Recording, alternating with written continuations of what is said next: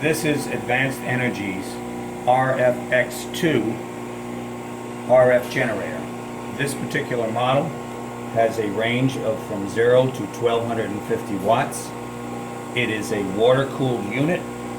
In addition, this particular model has attached to it a control unit for a matching unit. It is not sold with the external matching unit, but this is part of the piece of equipment. First, turn on the chiller.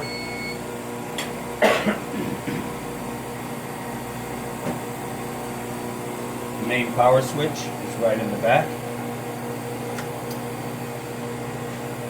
The unit is powered by 208 volts AC, three-phase. In addition, importantly, there are two jumper plugs in the back. Normally these ports are used for interface connections to a remote controlled computerized type of setup. When not in use, these two plugs have to be in position, and they signal the unit that it can be used locally instead of from an outside source of control.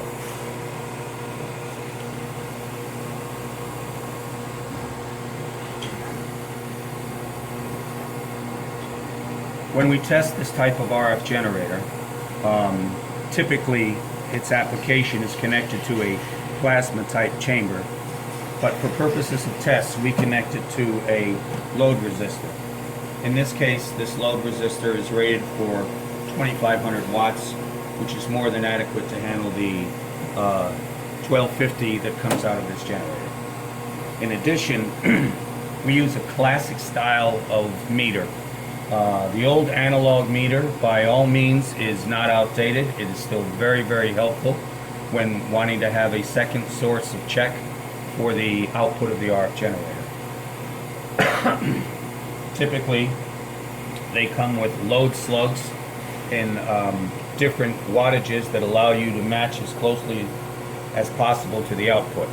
In this case, I'm using the 2500 watt load slug, which will allow us to use the range up to 1250 right here.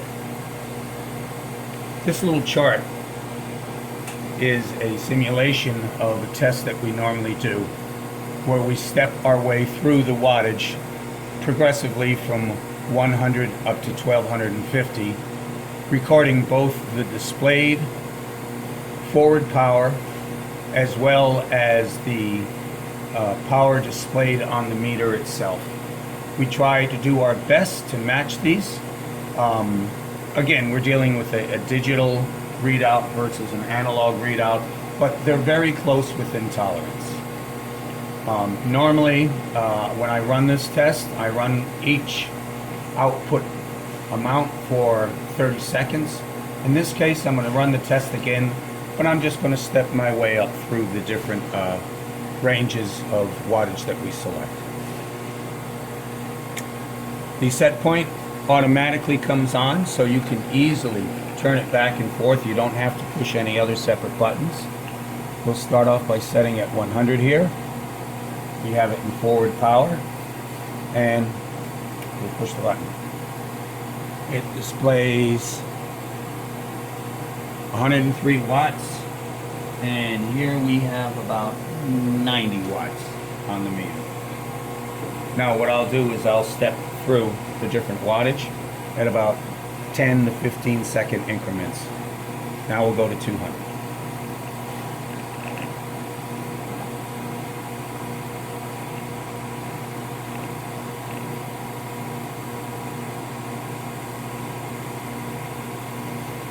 (202), about 185, 190.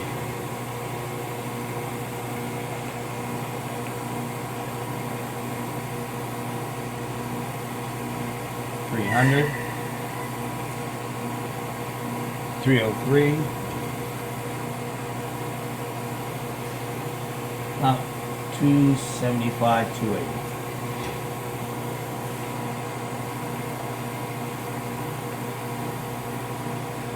There's the 400 range.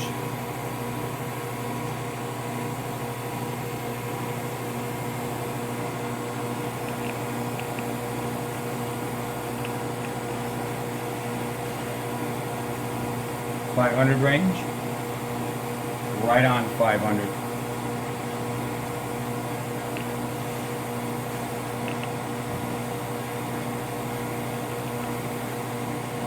The 600 range.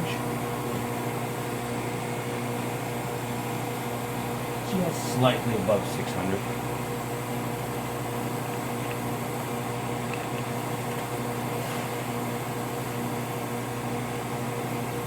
$700 range.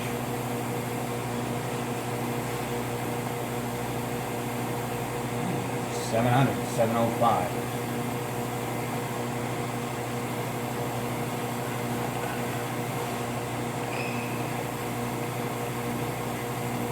$800.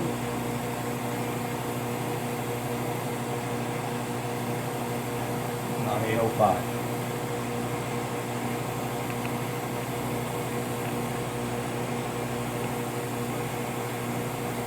$900. 905.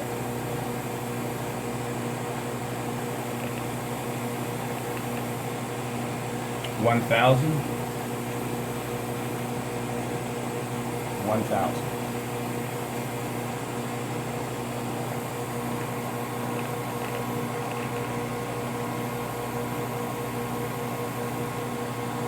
$1,100.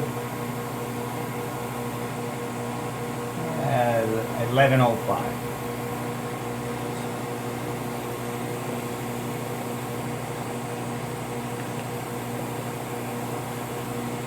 Oh, sorry.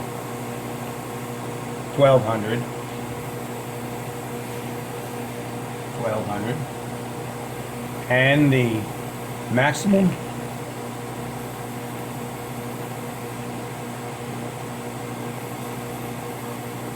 $1,250, and we are right on $1,250.